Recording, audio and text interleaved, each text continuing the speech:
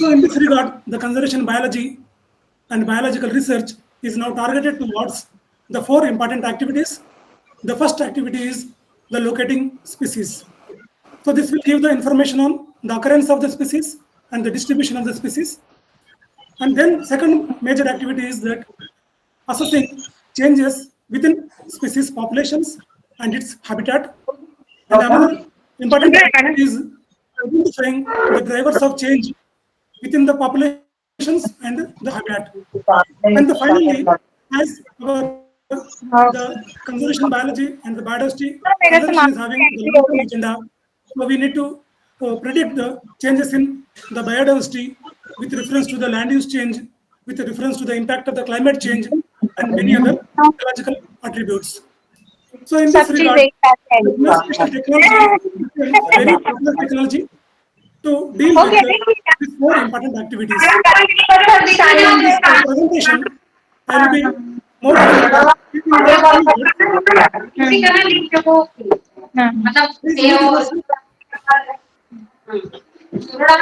the organizers.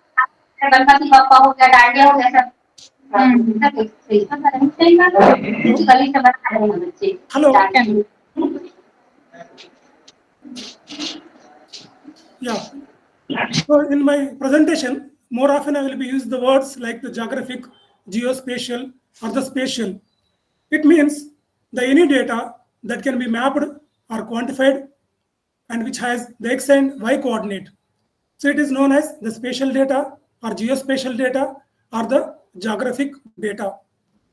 And more often, the geospatial related subjects are known as like the geospatial technology, geoinformatics, and geomatics engineering. And while going with this presentation, so first we need to know that the importance of the taxonomy and the concept of the species.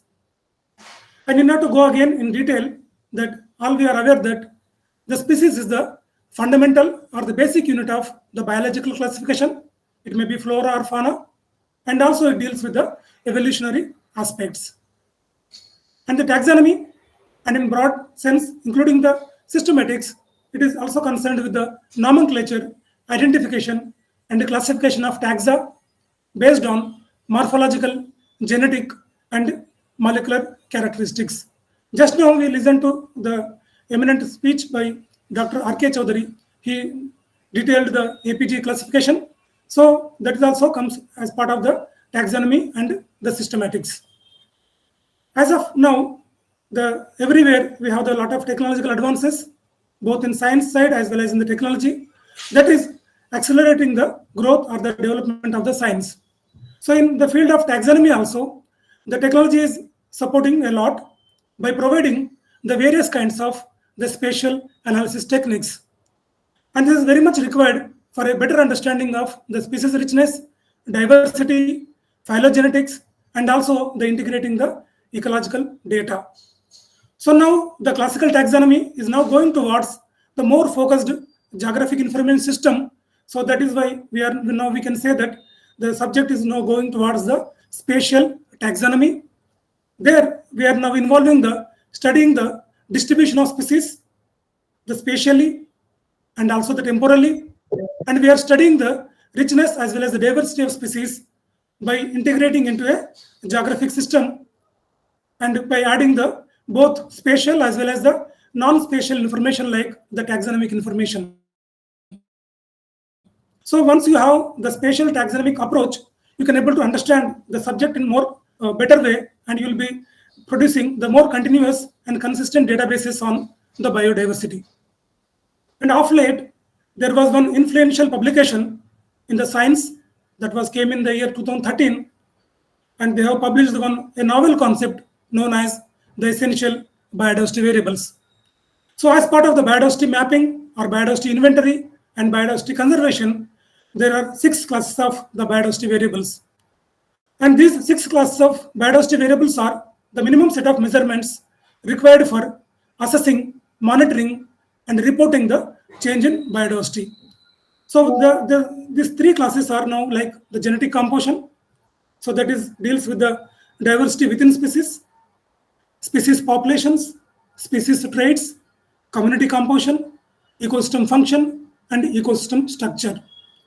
And among these 6 classes, the taxonomy has the direct relevance with the species population understanding and the understanding of the morphological traits, the functional traits of species, and also it will give us the understanding on the taxonomic composition of the different levels of communities and the hierarchy of the ecology.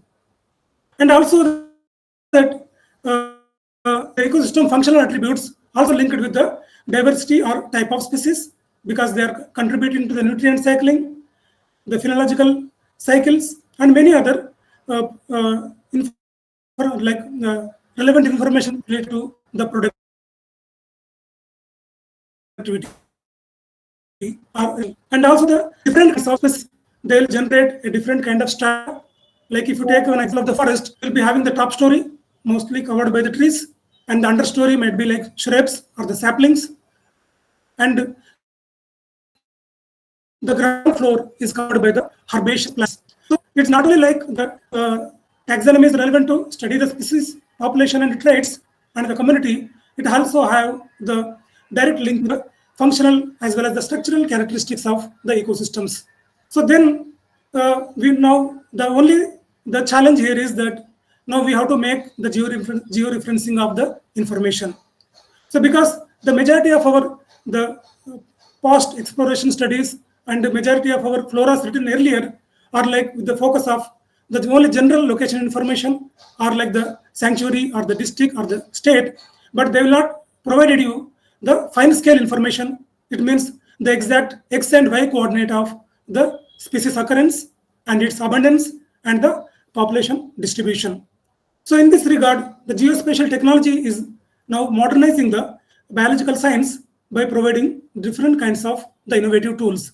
So in my presentation, I'm going to speak on the what are those innovative tools. So first I will define the each innovative tool and their application, and afterwards I will show some of the case studies where the geospatial technology is directly helping the taxonomy.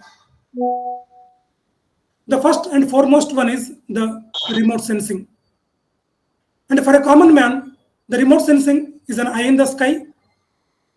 As per the definition, the remote sensing is refers to obtaining information about objects or areas at the Earth's surface by using electromagnetic radiation, that is means light, without being in direct contact with the object or area. So here the physics remote sensing is having the physical basis, and that is based on the light principles. So we are using the different wavelength regions of the electromagnetic spectrum. With reference to the vegetation or biodiversity, we will be mostly using the wavelength region of the visible region, like the blue, green, red, infrared region, like the near infrared, shortwave infrared region, and the microwave region of the electromagnetic spectrum. And these three, visible, infrared, and microwave, gives us the information on the composition. It means the taxonomical diversity, functional diversity, and also the structural diversity. So how we are collecting the data? The collection of data is depending on the various kinds of the platforms. One is the space-borne platform. It is through the satellites. So that is more often known as the satellite remote sensing. And another form of remote sensing is through airborne remote sensing. There, by using the aircrafts, we are collecting the data. And another form of remote sensing is now becoming more popular is the UAVs and known as the drones. So once you use this spaceborne, airborne, and UAV-based remote sensing, you can able to generate the information at the different levels, like the landscape level, the community level, and the species level. And these platforms provide you the information not only at like different spectral or spatial resolutions, they have the unique capability of temporal, so that will help us in identifying the different functional attributes of the species. So once you are dealing with the taxonomy, our basic purpose is to classify the species. However, the taxonomy is the remote sensing is only the proxy. It will not identify the name of the species by the technology. the name of the species will be given by the taxonomist based on the different spectral signatures. In this slide, you will be seeing the spectral reflectance curves for the healthy vegetation. And if you see here, I am showing that the wavelength region of the electromagnetic spectrum from the 0.4 micrometer region to 2.4 micrometer region. So here you will be having the visible region like the blue, green, red, and the near infrared region, and the shortwave infrared wavelength region. And if you see this slide in more in depth, you will be seeing some words like the pigments, cell structure, leaf biochemicals, biophysical properties, as well as the water content. So if you see this curve, theoretically, the each species is very unique with reference to the pigmentation or the chlorophyll concentration, and the cell structure of each species leaf will be very unique, as well as the composition with the biochemical or the biophysical properties are very unique from one species to another species. So by using this curve, you can able to separate the different species. So this is the very ideal graph that which has given the highest scope in the study of the biodiversity, that will helpful to taxonomists also, because once you are collecting the data, the final purpose is to generate the information at the regional level, district level, state level, national level, finally at the global level. So if you if you integrate your field information with the lat long position, with like x and y coordinates, and you can able to classify the data better. So how this imagery looks? In general, like your manual photograph taken by the normal camera, it is mostly two-dimensional. In the case of remote sensing, the images are of both two-dimensional as well as the in three-dimensional nature. So how to identify the better imagery for the classification? As now we are dealing at the species level, now we need to utilize the very high resolution or hyperspectral images. So because they will be having the spatial resolution, like the better than 1 meter, and also the better spectral resolution. So you can able to use that spectral reflectance curve information to separate or to discriminate the different species in an ecosystem. So how the imagery is helping? Like our body is made up of cells, the imageries are made up of pixels, the picture elements. And each pixel is having a very unique number that is known as the digital number or brightness value. And once you want to classify the forest, so you can make use of the single band image. So based on the different gray tones, you can able to identify the dense forest, open forest, scrub, or grassland. But our intention here is specifically in ecology and taxonomy is to work at the species level. So there now we need to utilize the multi-temporal images, historical images to understand the changes in habitat, and also to understand the spectral properties of different species. So in this regard, now we have to convert the imagery information into a classified information. So it means the each pixel which is having a unique digital number. Now we are giving a ID with the name of X or Y species name. So if you see here, it is not only two-dimensional. Now we have the three-dimensional understanding with the LiDAR. So that will also help us in understanding the canopy properties of the vegetation, because some species prefer to grow as a top story. Some species are shade loving or the understory. So some species are seasonal in nature. So if you integrate the two-dimensional as well as the three-dimensional information of multispectral color information with the structural information from the microwave or the LiDAR, that will going to help us in understanding the many of the essential biodiversity variables. So now, once you want to go for a classification, you have different classification algorithms or the techniques. The most common technique used in the taxonomy is the supervised classification, because here the ground data will give you the identity of the location and also the identity of the species name. So once you integrate that location-based information on the imagery, so you can able to identify a species. So that is why more often we will be dealing with the supervised classification techniques. And sometimes if you want to assess the health of the vegetation, then we will be using the different kinds of the spectral vegetation indices.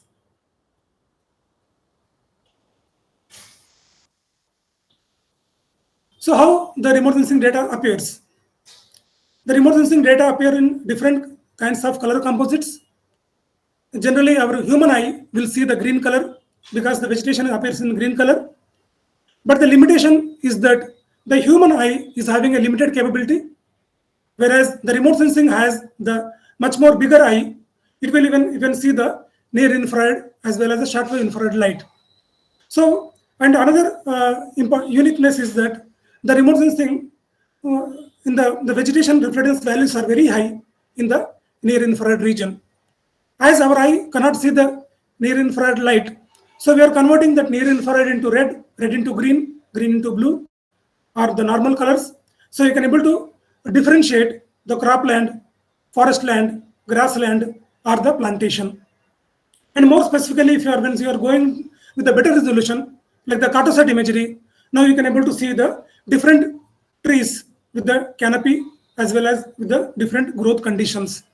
So this will be the advantage once you integrate the coarse resolution, maybe like with the natural color or false color, with the medium resolution, and then with the better high resolution, you can able to classify the vegetation into different vegetation types and later into different communities. And finally, our purpose is to classify the species in a ecological organization. So by using the multi-sensor and multi-temporal approach, and by using the machine learning approach or the supervised approach, we can able to generate different kinds of information at the like ecosystem structure level, ecosystem function level, and also for the community composition. Now, the another important technology in geospatial subject is the geographic information system.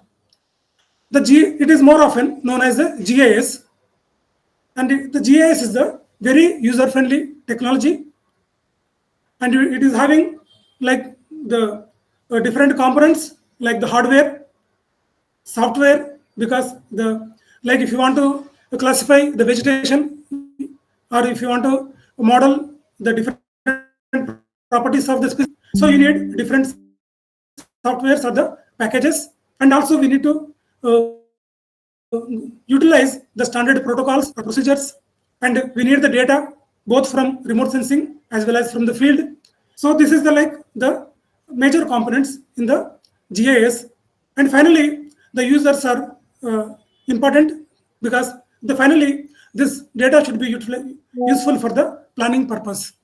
So it is like the user, producer, hardware, software, procedures, as well as the data sets are part of the GIS. And the definition is like the GIS is a collection of the computer hardware, software, and the geographic data for capturing, managing, monitoring, analyzing, and displaying all forms of the geographically referenced or the geo-referenced information. So now you are clear that it is not only collecting the data only from the like the fine scale, it is also collecting the data at various levels, like at the species level, community level, landscape level, biome level, and finally it is also generating the data at the biosphere level. However, the GIS is the major tool. It will incorporate the information from the both remote sensing as well as from the field. And while representing the data in the GIS domain, we will be using the two different formats. One is vector format and another is the raster format. Generally, vector means it is like if you are having a street or the road, you will be showing in the form of a line, and sometimes you have a small tree, so you will be showing in the form of a point location. So, and you want to generate the canopy information of a tree, then you are generating the polygon. So it is giving the more accurate information with the vector representation. However, it is not possible to represent all the features in the vector form of line, point, and polygon. So So we'll be utilizing the raster formats. So here what we are doing is that we are now making the entire world into the regular in the cloud map. You have like cell size of like 1 centimeter by 1 centimeter or 5 centimeter. We will be using the different kinds of the raster formats. So once you have such type of data, even both from the vector as well as the raster in the GIS platform, we can able to integrate and we can able to analyze the information of the various the real world features. So in this picture, I am showing that the information how we are overlaying in the GIS platform. Like you are overlaying the street information and also the distribution of the buildings and the distribution of different tree elements, and also finally the different layers of information you are superimposing or overlaying in one data set by the distribution pattern of the different features on a given place. So this is the uniqueness of GIS, and it's not only for representation or visualization purpose. The GIS will be providing us the different kind of models in understanding the species distribution, species extinction, or the species range expansion, and many other biological phenomena. The another one is the GPS, Global Positioning System. So now we are clear that the remote sensing is providing us the imageries. So depending on the study purpose, you will be classifying the species or community or the type of forest.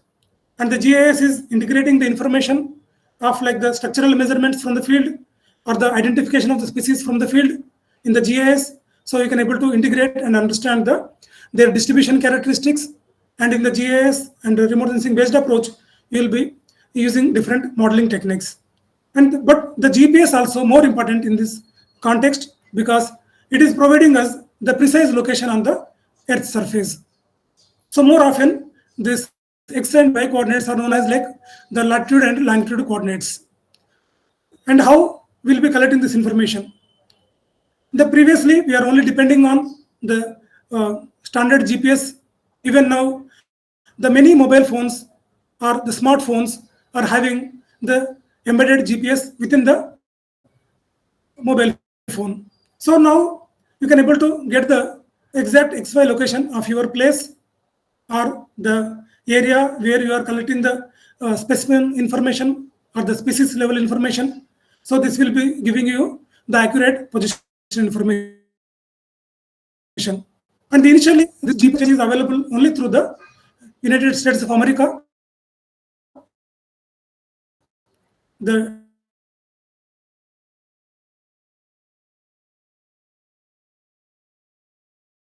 Department of the Defense. So they started. Also, this GPS is not only for the position information. We can use this GPS to identify some unique ecosystem. And if first you are identifying that unique ecosystem on the satellite imagery, maybe it's from the Google Earth imagery, or maybe from the ISRO Bhuvan or Bhuniti portal. There you will be seeing the very high resolution images and identifying the unique features on a given landscape. So once you are identifying a unique landscape or a micro habitat on the imagery, and you will be having that XY location, and you are feeding that XY location into the GPS, and you are going to the exact place by utilizing the this GPS instrument. However, after the United States GPS system, even ISRO also developed the to meet the requirements of the nation and also the surrounding regions. The ISRO has developed the better positioning navigation and the very better GPS system to meet the requirements of our nation. So that is known as the navigation with Indian constellation. It is also became operational since 2018. However, the principles of positioning is same with the US Department of Defense as well as with the ISRO.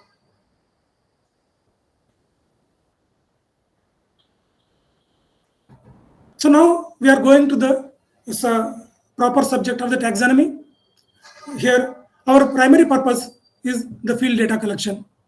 So either you are a taxonomist or ecologist, the field data is very plays the irreplaceable role, because the very accurate and very fine scale information you are getting from the field. So how you are collecting the data is that it is through the two methods. One is the direct approach, where you are going to the field and identifying the plant, and you are collecting the location specific information. And another approach is that already you have the herbarium records in different herbaria. So first you want to know the distribution information of a species. So now, even though it may not be very precise, but at least it will give you the information at the certain regional or the location scale. So now you are digitizing the herbarium records and you are providing the XY location. If you see in this graph or in this slide, you will be seeing the herbarium label. So like the name is like Botanical Survey of India, and the label also mentions the flora of Himachal Pradesh. Family is Betuliaceae, name Betula utilis, and they have mentioned the locality. It is a Baspa Valley, and it is the exact location name like Ranikanda. So using this name, you can able to give the XY location, even though it may have some errors of the position. At least it will, once you are observing an larger lands like it in the year 1972.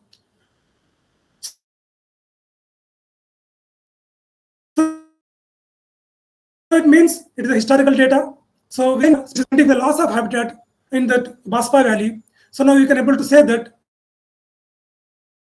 because now the habitat may change in the last 4 decades or 5 decades. So this historical information of the herbarium is very vital, and it will provide you the very unique baseline data to understand the patterns of the species distribution. And also, like the authors also mentioned aptitude. So they mentioned that the Betula utilis is distributed at the elevation of about 3018 because of the climate change. So that will also we can able to understand if you integrate the information from the herbarium records. So this is the process where we are now converting this analog information into digital information. So finally, it will help in not only in the planning purpose for exploration and also for the conservation purpose. However, the is a very unique tool because it is providing the information of the location of interest, also navigation in the fields, even including the remote areas.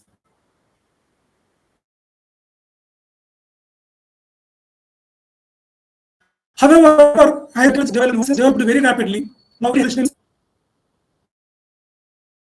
so now even make use of the satellite imagery or the derived information of the types, community, land use, land cover, or climate data from the historical data, even the aerial photography, or even other set of remote sensing data sets are useful in the proper sampling design.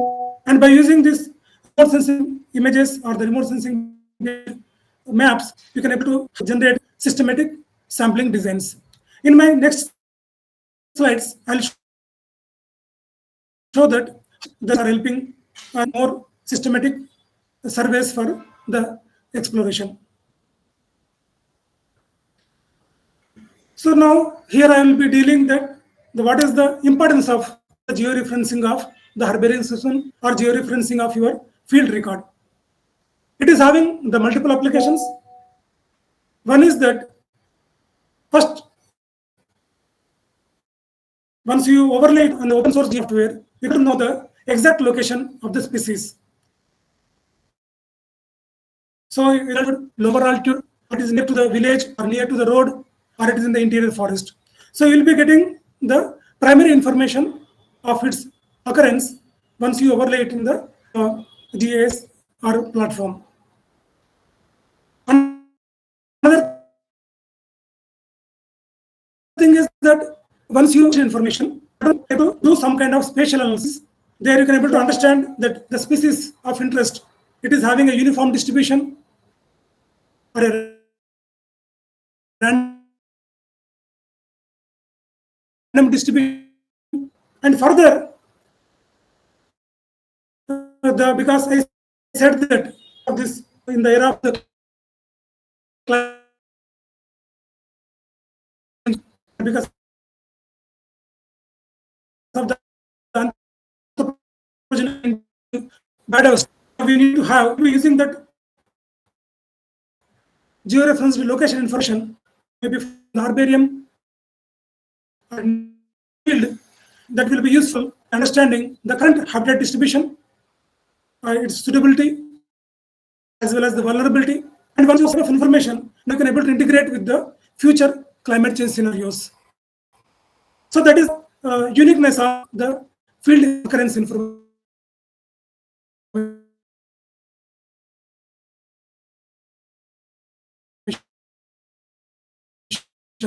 And then if you suppose like this, the animal distribution basis on an annual basis.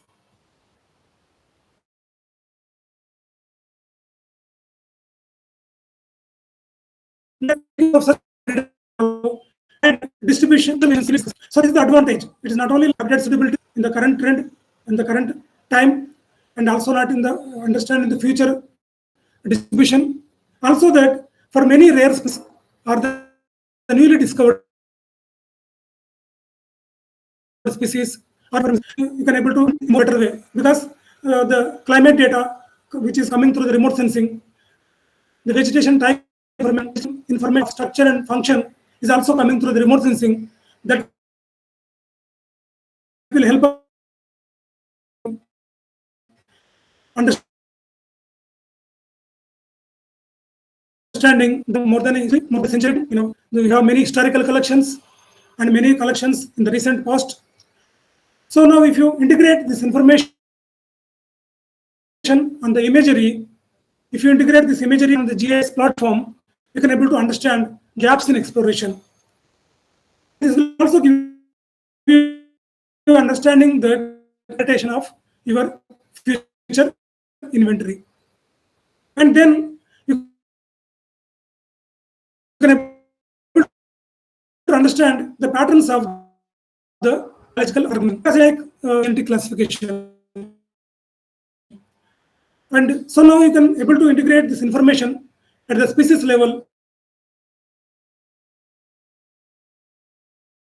order level, and further let's understand it is not in the terms of the phylogenetic diversity. So now you can able to arrange this information very systematically in the domain. And overall, there are many other applications of the georeference specimens. The real goal of the georeference is improve your taxonomic research. Because our final goal is that we have to describe the many of the species still unexplored or underexplored. In this regard,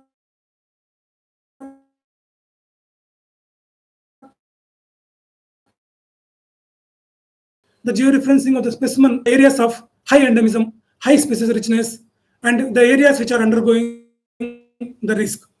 So now we can able to integrate the long-term historical records of the herbarium and long-term historical records of the satellite imagery. And once you superimpose these type of data, you can able to understand the areas of which are undergoing high threat. So you can able to prioritize. And once you make the cluster analysis or the distribution analysis, you can able to identify the areas of high species richness as well as the diversity. And further, in the ecological biodiversity, we'll be using three terms more often. One is that alpha diversity, beta diversity, and the gamma diversity. Even though it is having more ecological context, but the primary source of information is through the taxonomy, because the identity of the plant species, the identity of the animal species is more important than having your other attributes. So for having the accurate estimation of the alpha diversity, it means the diversity within site or within community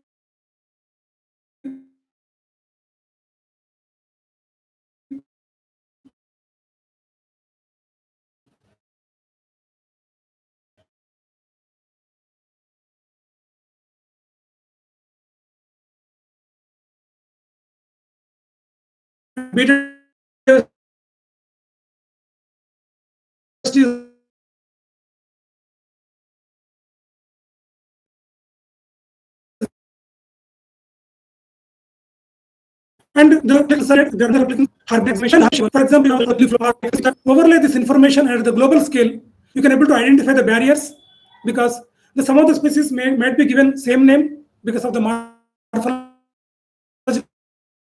characteristics, but because of the limited or because of the structural isolation. So in this regard also, the tags are reference different herbarium data. In this regard also, in going for a georeferenced better herbarium data will delimitation. In going for a better taxonomic delimitation. In the context of the animal side, in the context of the animals, GPS collars, so while or the radio collars on the neck of tigers, GPS collars, or any other majestic animals, or any other majestic animals, or even birds, you can able to track the distribution of the species. So this is another advantage where you can study the migration seasons or the breeding seasons, many other biological phenomena, even by including very high resolution images. Other side that the evolution and the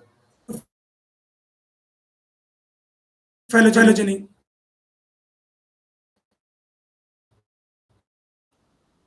Because proper geographical understanding the speciation patterns and identifying the hybrid zones, identifying the areas of high divergence. Because once you have this data in a GIS and remote sensing based platforms, you can able to map the ranges of the closely related species. So based on that, you can able to identify the species areas with high polyploidy, hybrids, and many other set of many other attributes of information related to ecology and evolution. And further, like we have like biographical classification for the India, like we have Western Ghats, Himalayas, islands, Deccan, semi-arid zone, like we have 10 biographies in India. But further, if you want to prioritize, and if you want to make more accurate boundaries for the biographical zones, this spatial taxonomy major role. Because once you give this georeferencing, you can able to understand the overall species boundary. Maybe it is an endangered, maybe it is an endangered endemic species, maybe endemic species, maybe is a widespread species. So then, by using the proper statistical techniques, you can able to now read the geographic zones and more. And further, this long-term questions from it helps us in harmonic distribution of species. And if you integrate with the current changes, so that may affect the distribution of species.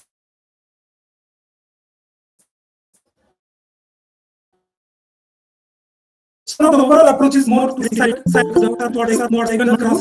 cross discipline. So in this regard, the taxonomy role not only selection of the specimen, identification of the specimen, and grouping it into a broader. The further, as part of the conservation biology, as part of biodiversity, we need to generate accurate distribution information, and we need to identify the factors which are making or which are affecting the survival of the species. So in this regard, it is a more cross-disciplinary. For students, or citizens, or general public also interested in plants. But many of the people we are having the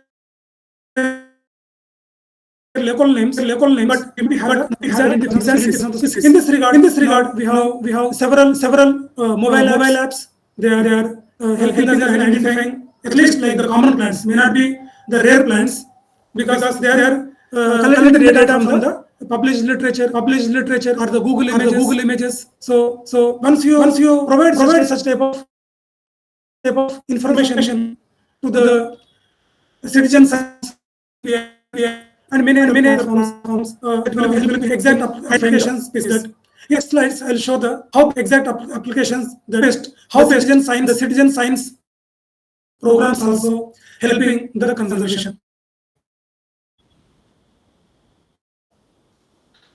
So if you see here, this imagery is helping map the distance. So you are aware this Prosopa flora. In Telugu, it is known as Sarkatumma. It is found in all the open lands. In all the open imagery, is able to, and the remote imagery is able to identify this species spatially, and advantage is that it is not only identity of the location, but so now in this particular example, I'm showing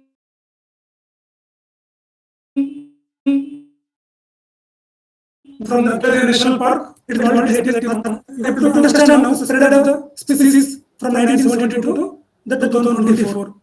So now this information is by taking the appropriate management activities, and also this kind of the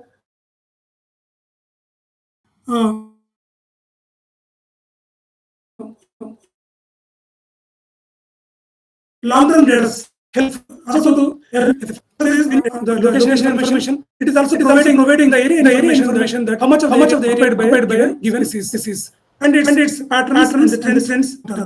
So this is the advantage through the remote sensing.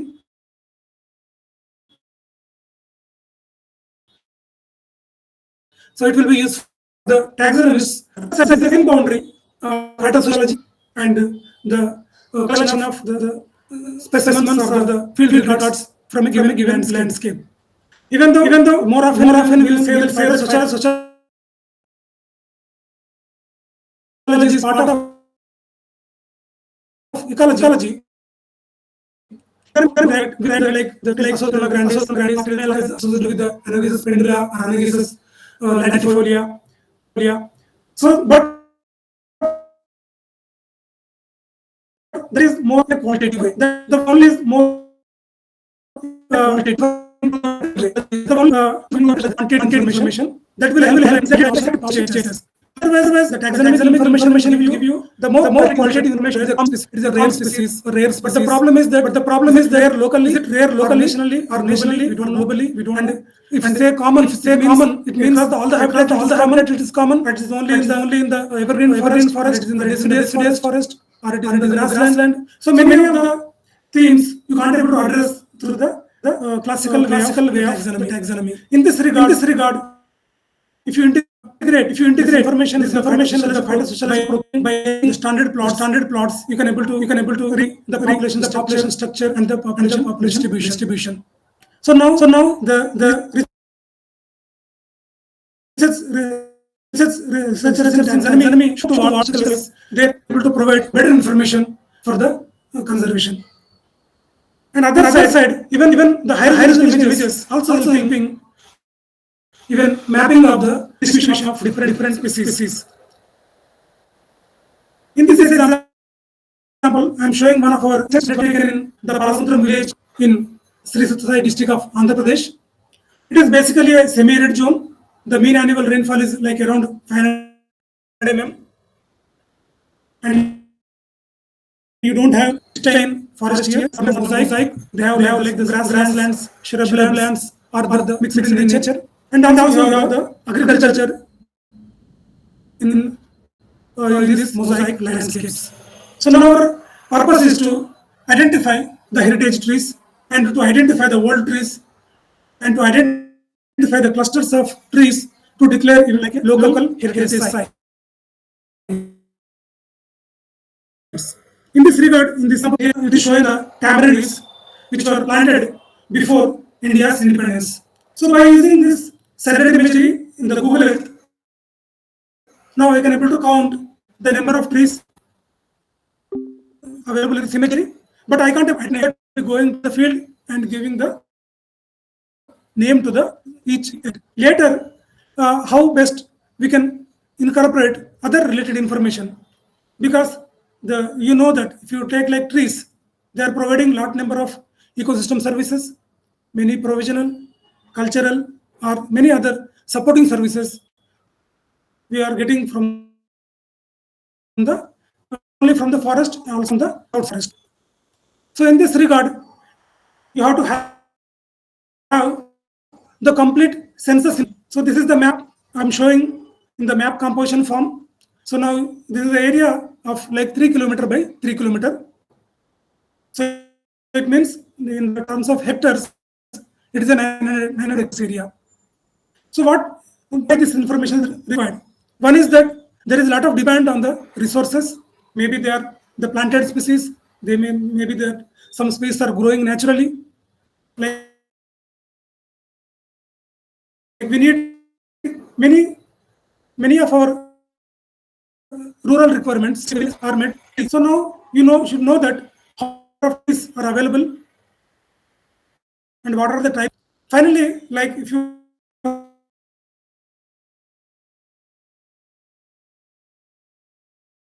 have like the mango plantations or coconut plantations, so you know that there's many fruit and you have like many fuel plants and you have many plants which are giving dye or ecosystem services. And specifically, this kind of maps also useful even identifying the gap areas for afforestation. So now once you have such type of baseline data, now you can suggest forest department to plant only the native trees in this vicinity. So they will provide you all the requirements which were required for the around this. And majority of the tree species are like the first one is mango and second one is coconut. But in totality, in the shrubby form or in the small tree category, the majority of the area is now occupied by the Prosopis juliflora. So one side, I've been providing charcoal, but as an invasive plant tree. So this kind of spatial maps helpful for the planning as well for the management. Then the exploration. Once you say like the Botanical Survey of India, your primary objective is survey or exploration. So now the stage came like all because the surveys are not only like after independence, like where many of the surveys were even also done before India's independence. So now the time came because now because like that the India is a biodiversity country with western under the islands now yes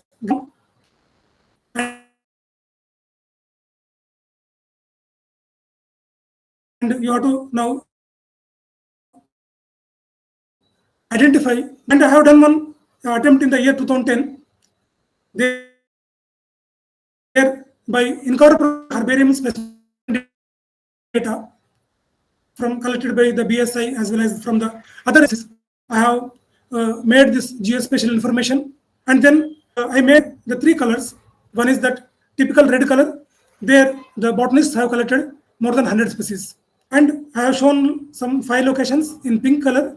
There the number of collections are in the site are 51 to 100. And if you see the blocks, color dots in the triangle shape, they are the underexplored areas with the authors are collected only 1 to 50 species. Now I have added the remote sensing derived map.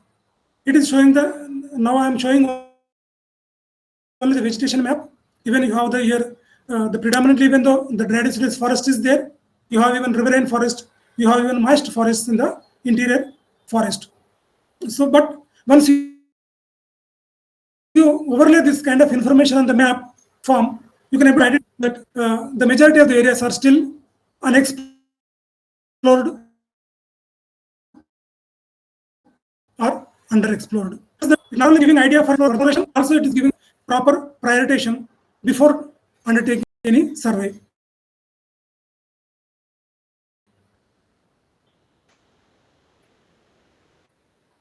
Now, what is the utility?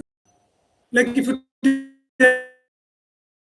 take the grasslands, they have and if you take Mediterranean forest, these are the forests only almost retain the leaf throughout the year. So you can able to identify by using the multi-temporal image. But the majority of the diversity may be in the grasslands or shrublands. If you want to capture all the information, there also the remote sensing will provide you the stratification base. So this is one landscape of the Great Himalayan National Park area. If you hear the typical dark surf and mild green is grasslands. They are visible in the June. But if you see the October, so the majority of the plants they have completed their life cycle. So if you visit in the month of October, you may not able to collect the information related to herbaceous plants or the grasses. Even if you go to in the month of November, the same landscape has undergone the severe seasonal change. Now it has occupied by the majority of the area under snow-covered lands. So again, you may not be able to even collect the shrubs.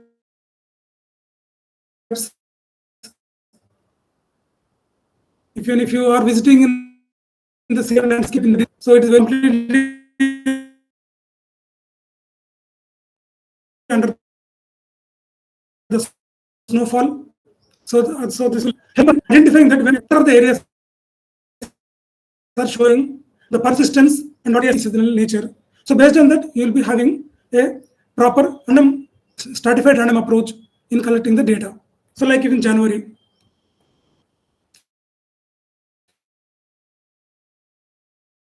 the same landscape is appearing in different forms.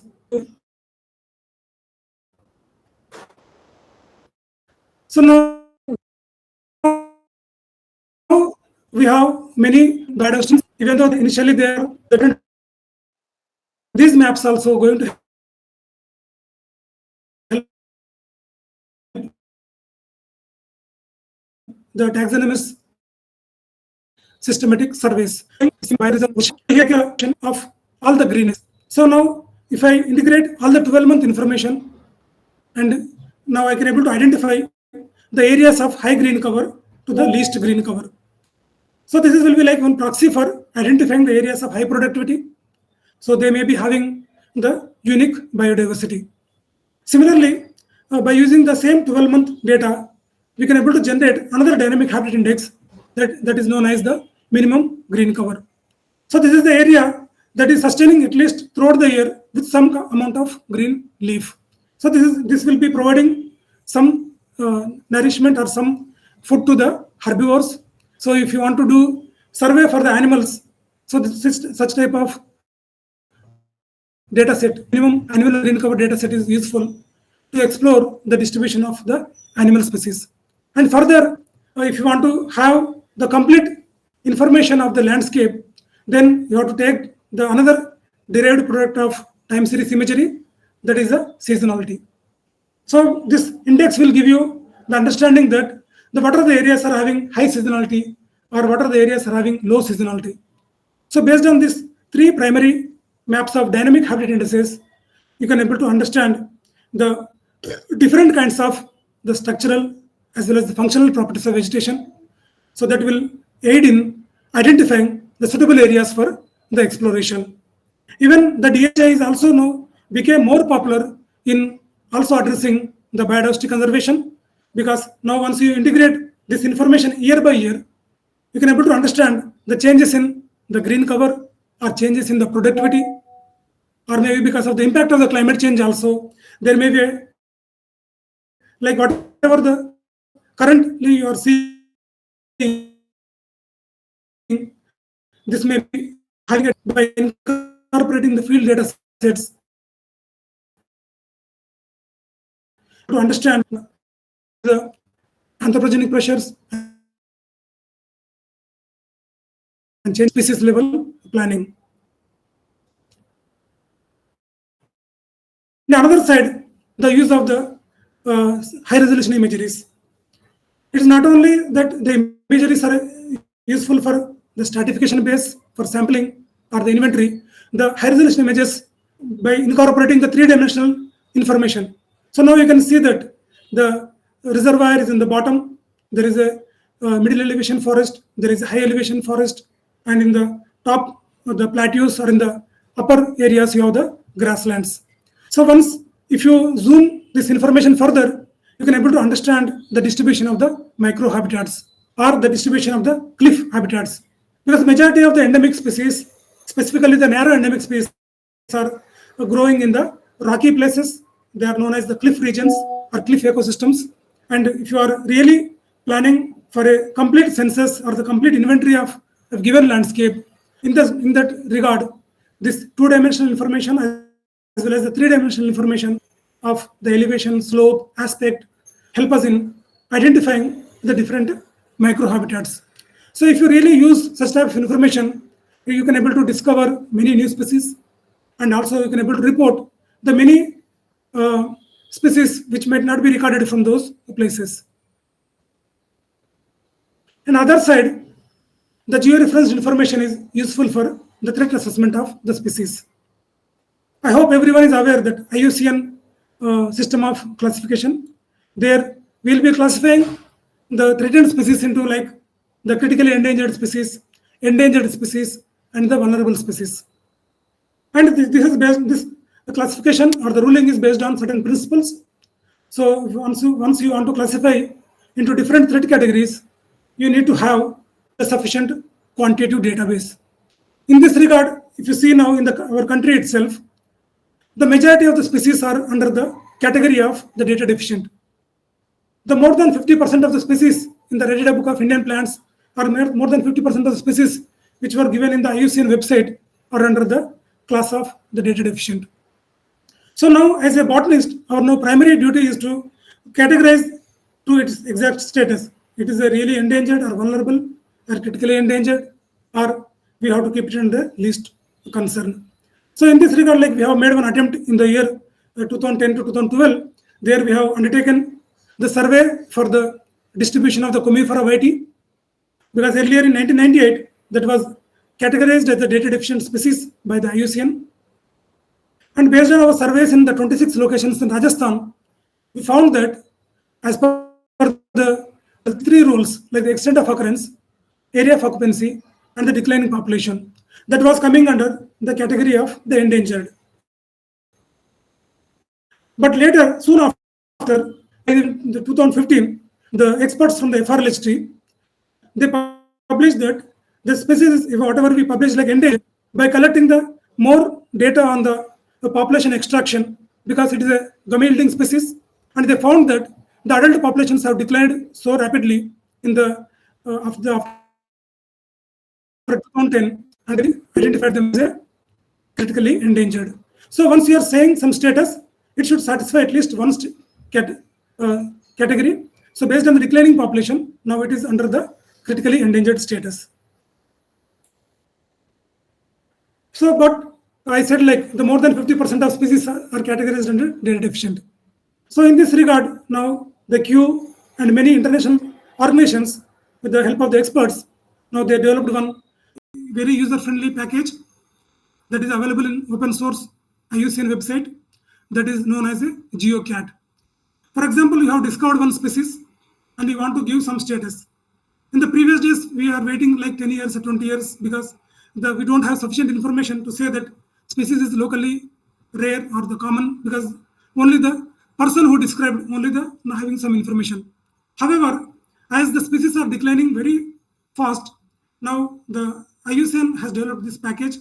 So once you overlay your georeferenced herbarium location data or your field record, you can able to generate on fly by utilizing the information from the Google Maps, by using the open source maps in the GeoCat, and also you can incorporate your own original locations, and also you can take the advantage of having locations from the GBAF portal. So you can able to draw its area of occupancy and the extent of occurrence. Based on that, you can say that species is endangered or vulnerable.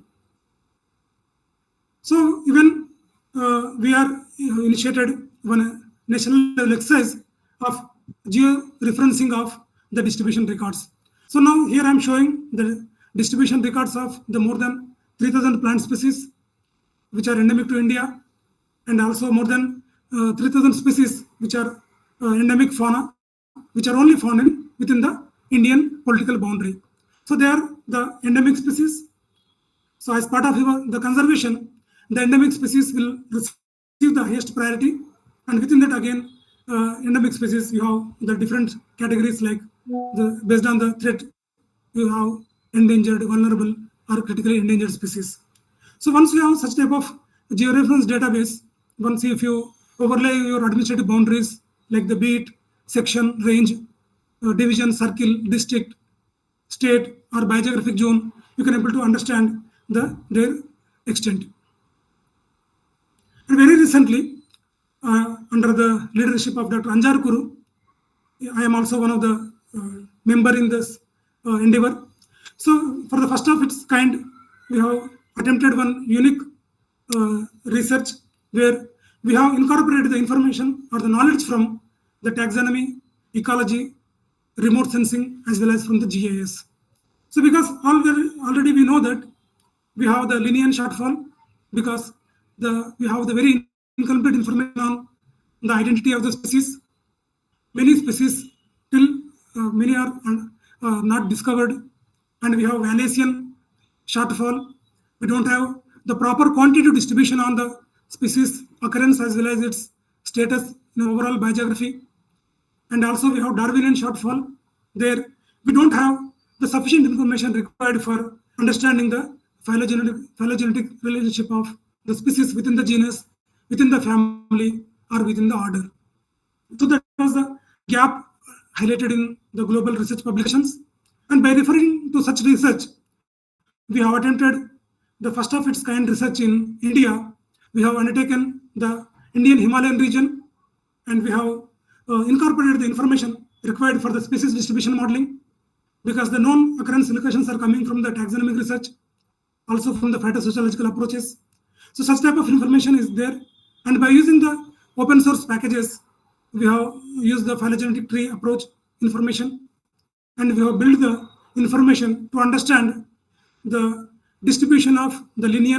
It means the morpho-based taxonomical categories like species, as well as their distribution pattern in the context of the ecology, and in the context of the phylogeny also, we have addressed that all the areas which are taxonomically rich, it means the floristical rich or phylogenetical rich, or the spa, or the knowledge is we need to develop further. So, however, in the context of the Indian Himalaya, we found that the general tree species richness of the at species level also in synchrony with the phylogeny. However, once you are going at the further level of the micro scale or fine scale, you can able to build a very excellent database that will be useful for the conservation planning, both for the local level to the regional level. So, if you read this paper, you will be getting an idea that how best we can incorporate the knowledge of the taxonomy for the conservation of the biodiversity. So this is the one map I'm showing from the Atlas of the Living Australia. The researchers from the Australia have released a very unique tool that is known as a PhyloLink. So if anyone interested, you can able to study that, like for example, the relationship between the different species from the same genus. In this example, I'm showing the Acacia genus in the Australia, and also in the map I'm showing the distribution, this kind of information in the geographic information system. You can able to understand that how best they are close phylogenetically or ecologically, and what are the gaps in our understanding. So this is the way our future research is going to address the phylogenetic aspects. And once you integrate such type of robust information, you can able to go for the better conservation strategies. And further, the GIS is providing the many machine learning tools like the mass scent model or the random forest, that once you have the known occurrence information from the field, you can able to use the appropriate model, and you can able to generate the species distribution model. It may be endemic species or it may be invasive species, that will be useful for either management purpose or for the conservation purpose.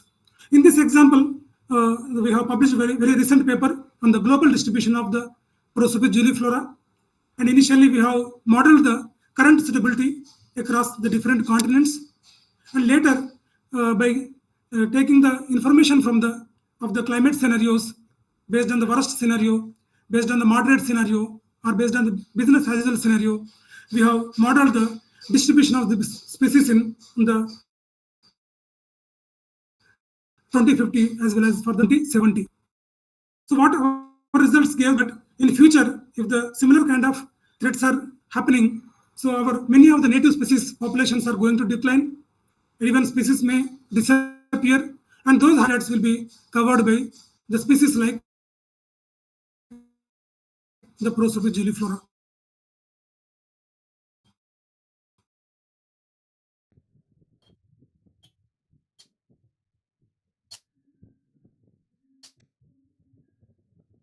So for scientists, now even students or general public also interested in the conservation of the plants and also getting the knowledge on the species. So in this scenario, now we have different web platforms like iNaturalist, eBird. The eBird is only mostly for the birds only. The Google Lens and PlantNet. So these apps, if you download and use, you can able to identify the particular plant. In this example, I'm showing that I took the cover photograph of our book, that is Invasive Alien Plant Species of Rajasthan. There we have kept one species on the cover, and just I uploaded this image into my mobile phone. Then after adding this photograph into this plantnet.org in that mobile app, I could able to identify that plant with the better than 92% of accuracy. So this is the advantage. Once you give some more information like the proper leaf or proper stem or other flowering and other reproductive organs, it will help you in identifying with more than like almost near to 100%. So this is the advantage. So based on that, you can able to know that this is species, native species, or invasive species, or the economically important. So many such type of information you can able to get if you explore further into this. The global organizations or the experts are now providing the databases into the platforms like the Global Biodiversity Information Facility, GBIF, Botanical Information and Ecology Network, that is a BIAN, and also Ocean Biogeography Information System, OBIS. So all these web portals are collecting a large amount of species occurrence information, and after aggregating such information, and you can able to model their suitability and their distribution pattern, and also once you incorporate the threat from both from the anthropogenic pressure and the threat from the climate change perspective, you can able to know the fate of the species in the near future. And further, now the researchers are now going beyond the species level, and now they would like to identify the distinct populations within the species. So in this regard, now we have to go for the cross-disciplinary approach. For example, just based on the genetic composition or based on the allelic richness or the other attributes of genetic diversity or composition, you may be able to identify the distinct populations within species. However, such type of information is not available for all the species. And at the same time, we have not geospatialized or georeferenced all this information. So that is a gap. However, now by taking whatever the information is available in different web portals or with the different experts, now we can able to identify the unique populations. For example, in this picture, I'm showing like number 2, the species biology. So here I'm showing the 3 distinct bird groups, but they are belonging to one species, but they have any gene flow from this population. So based on that, we can say that they may be a distinct population. Further, like you have the different biogeographic zones, like the species of Himalaya might be found in Andaman or might be found in Western Ghats, but there are not many barriers. Those species may not be really, because there is no genetic flow. So even the species wise, they are same. So once you have such type of a proper distribution knowledge with the accuracy and precision, you can able to identify the distinct populations within the given species or the taxon. And further, like the many of the species might be distributed throughout the world. Like you have many species having the pantropical distribution, or many species are found throughout the temperate zones, or some of the species might be found in all the zones of the climatic zones. So in that regard also, the remote sensing based climate classification or remote sensing and GIS based spatial data help us in identifying the distinct populations of a species. So once you incorporate such information, you can able to identify the subgroups or the hybrids or the varieties within the given species population. However, like every science or technology has limitations and the challenges, but that as the technology is progressing very rapidly, the many of the challenges like the data availability of